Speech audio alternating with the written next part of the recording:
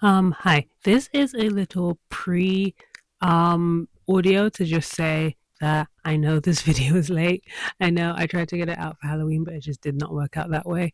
I'm not going to acknowledge it during the video because I had already recorded most of the audio before Halloween and I thought I was gonna get out in time, but I didn't. So I thought I'll just put a little audio thing here at the beginning. 'Cause I'm not gonna acknowledge it until maybe until the end, and I don't want you to be confused. Okay, enjoy the video. Bye. Hello and welcome back to my channel. Things are looking a bit spooky today because I've decided I actually want to make a spooky Halloween themed doll. I'm not like the biggest Halloween person in the world. I do like a good dress up, which I guess at this point is all Halloween is. But yeah, I thought it would be fun to do something a little bit more spooky and out of my comfort zone for this because, you don't grow until you try things you're not used to. Also, sorry for like my low energy while I'm doing this. I don't have a lot of time to record the voiceover and edit this video before Halloween, and I'm still getting over a cold, so I am struggling to speak in a way that is fun. Sorry. Anyway, you're not here for my sap story, you're here to see the doll. This time I actually did a sketch. It's only like a very sketchy sketch, but I kind of had this idea of doing this dark Sayter character. I made another character like this years ago, like a Sayter one, but she's like very flowery, girly, bright colored, so I kind of want to make like a counterpart for that that's more dark and warrior-like. So yeah, she's some kind of Sayter fae creature something. So I'm going to use this operetta doll that I've had for a while in my stash because she's kind of already marked up on her forehead. Now, so operetta is one of those dolls that's really hard to customize because she has the kind of the musical indents on the side of her face.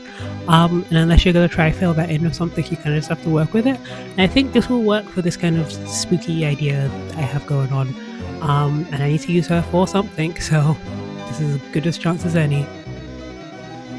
So like with any doll, first I have to chop off her factory hair and I also have to rub off her factory paint as well.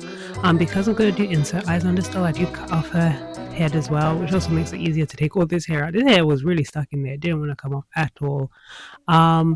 To get the face off, I use 100% acetone.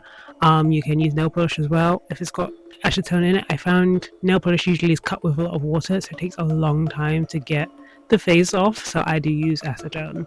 I'm only wearing the glove because I didn't want my nail polish to come off while I was using it. But acetone does eat silicone gloves. So these gloves actually, they're not very good with acetone, but that's what I use. I also use my little glue stick to try and get into the gaps between the lips because those parts are hard to get the acetone off. So because I'm going to make this character like a Sayter character, I'm going to cut off the legs to make them the digigrade type legs. With my other Sayter character, I just glued her kind of backwards legs on so she can't actually articulate there. With this one, I'm going to make them articulated legs.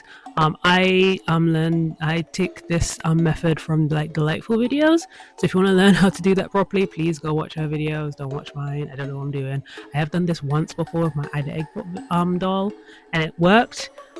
This one was actually kind of tricky, and it doesn't work out well, but you will see that at the end. So I think where I went wrong with this, even though it does kind of work, is that I didn't use something to stabilize this wood part. I should have put epoxy sculpt over all the wood to make it not break, but I don't do that because in my head, my Ida one I didn't do that and it worked fine. Her wood parts never broke, but these ones they broke a lot. So yeah, I do recommend putting the epoxy over the wood as well as the rest of what you're modeling here. So yeah, this is me just building up the leg now, covering up all the mechanics a little bit and making her look more like some kind of reindeer, I don't know what she is, thing.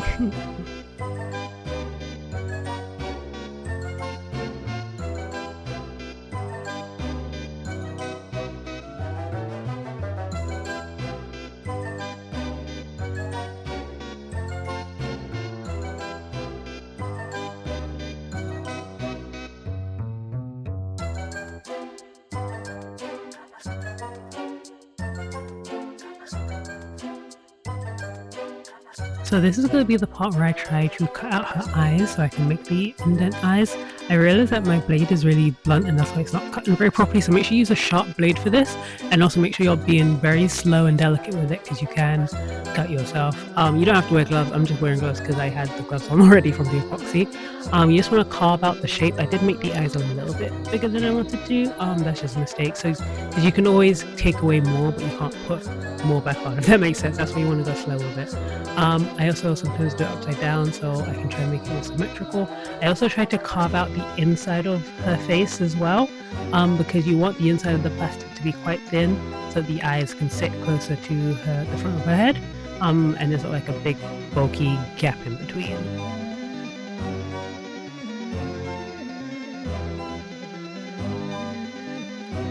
Next, so I can make her antlers and things, I poked some holes into her head to put the armature wire inside, and then I'm going to mold her ears and her horns on top of that.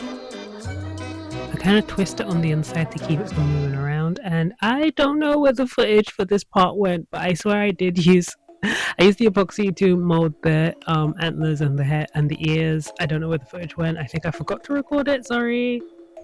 But here's what she looks like. I had a lot of over epoxy. I mixed up too much. So I decided to give her some enhancements on her chest. And yeah, she looks pretty decent so far. I'm gonna have to paint this all before I start adding any of the other bits I want to do. Yeah, the legs are still working really nice so far. They won't in the future. As you can see, it's already starting to break down on itself. Oh no, this should have been the warning sign for me, but I was not. I was ignoring all the red flags. I was ignoring them. Now with her hands, I'm using these Abby hands because they're quite big and claw looking, but I wanted them to be even more claw looking like, instead of like flayed out as they are. So I tried to use a flame to like melt it and make it more, you know, claw-like. It did work, but I did end up melting it and burning it a lot, so I do not recommend doing this. It was also very dangerous. I did end up doing that both of the hands anyway, and it did melt off her nails, which made me really sad. So yeah, again, I don't recommend it. That is what I did though. So I'm painting her legs black as I'm going to add fur to the bottom of her legs afterwards. I'm going to try flocking it, which was not a good idea, but that's what I'm going to try to do. And then I just try to colour match the rest of her to like her purpley skin tone as well. Also, anywhere that I'm going to eventually paint metallic / gold, I paint black first just because metallic shows up better on a black surface. Even if it's not fully covered, it still looks metallic. Then if you like start with a white surface and you just keep layering and layering and layering, it takes forever. So yeah, I do recommend always doing a black coat first if you're going to do anything metallic. Now I'm just going to use a brush and start blushing this body a lot to try and, you know, make it look nice. I also blush her body as well. I blushed some black around her arms because I kind of want the gradient to look like the black is seeping from her fingertips up to her arms. And I'm blushing a lot on her like scar side as well to try and make it look more, I don't know, intentional. Like I want it to be there. I don't, but it's there, so I have to make do. And like always, I'm sure you guys are tired of me complaining about it. My MSC did not want to work. My pencils don't like me at all. So even though I tried to use my pencils a little bit on this project, you can see me again use a lot of acrylic paint. I'm really tempted to just start doing acrylic paint again. Maybe just use the pencils to just mark out where I want things to go and then just paint it. I'm used to painting it. I don't mind painting it. Pencils are good if you want gradients and a bunch of little details, but honestly my art style suits big chunky colours a little bit more, so I think I might need to start doing that more and stop trying to be like everyone else. Everyone else's art is beautiful, but I don't know how to do that.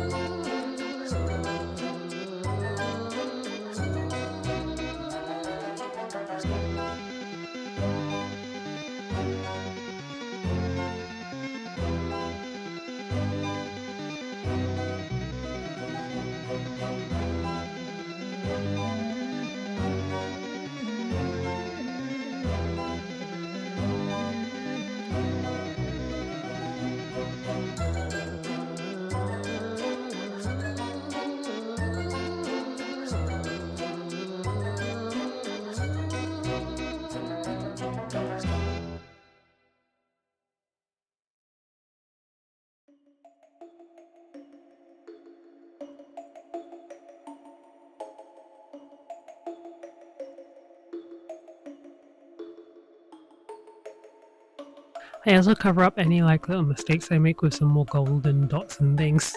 Again, this is what happens when you don't plan things, but also, you know, sometimes just try and make mistakes look purposeful, I guess. Whoops. I'm also going to start making her inset eyes.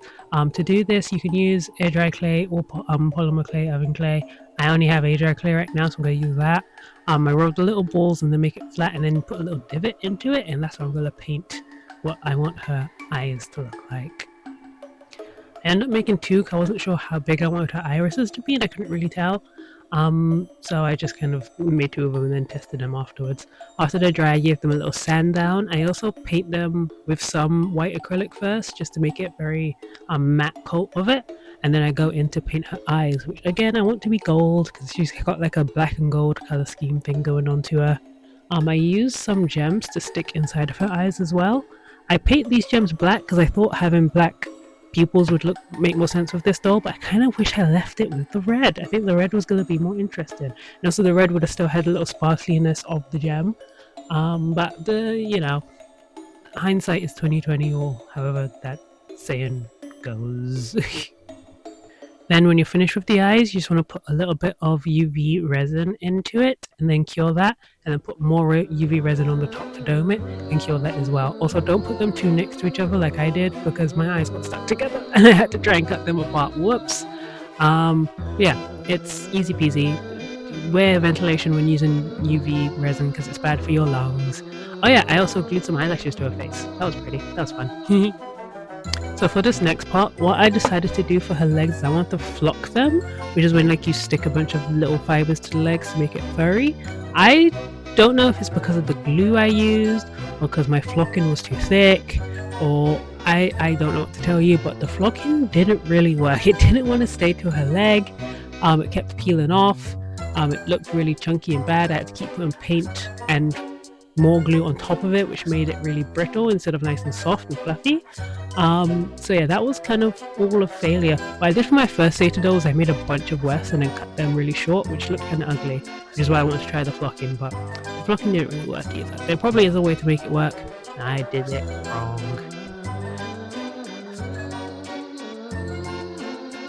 Then I make some more black wefts to make her actual hair. At first I wanted her to have kind of a normal big ponytail with like a floopy fringe, and I realized with the horn on her forehead having like a sideways fringe doesn't really make sense, so I ended up like cutting it a lot, and I ended up just kind of going a bit wild with it. I wanted her to have like a whack ass mullet. I don't know why this came into my head. I was like, well, she just had like a really like anime style whack ass mullet, and that would kind of help her look a little bit more wild maybe. I don't know if it looks good in the end, but that's definitely what I did, and I definitely tried. You see what I'll do with this, because I'm using 100% acrylic yarn, I mix some water with some glue and I use that to like go on top of the hair to make it stay in the places that I want, and that's how you get the spikes to stay still. I don't even know if I like it in the end. I'm kind of happy I tried it, because it's kind of ugly, but it kind of also kind of suits her, I think. I don't know. She also looks like that one guy from Final Fantasy. You know that one with the sword and the coat? That's every Final Fantasy character. You know the one I'm talking about. I don't play Final Fantasy, but there's one guy who has hair like this, I think.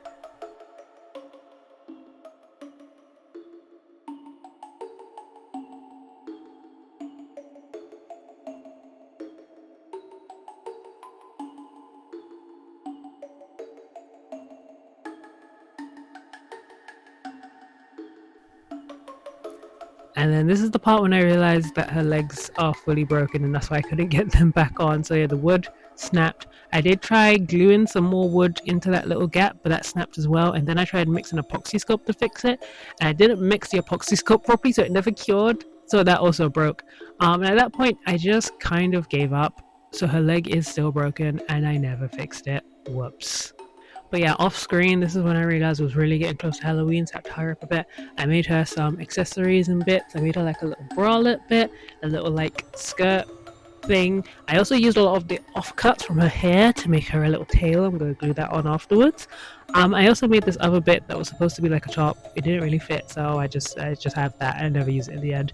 I just found a bunch of other like goldy rubbish bits from my like rubbish drawer, which I'm just going to stick on her and wrap around her and see what it looks like in the end. And she is done. I'm so glad she's broken, so she's technically not actually done, but she's done for this. I'm really glad I tried to do this for Halloween. I think if I do another Halloween doll, I'm gonna stick to something more cutesy, which is more my style. Trying to go out my comfort zone and do something scary didn't really work out. I mean, it worked out in the sense that I've learned something. I've tried something new, but I don't really like her, and I got really sad about it. And as you can see, it's after Halloween now, and I've only just posted the doll now. Yeah, I just don't feel too good about her, but I'm glad I didn't give up. I mean, I kind of have given up. I'm not gonna fix her leg. Or maybe I'll fix it in the future. But I'm still glad I ended up finishing this video and posting it. So thank you guys for joining me on this journey. Hopefully the next doll will be better. And let me know what you did for this Halloween and what you think I should do for my next doll. And I will catch you next time. Thank you. Love you. Bye.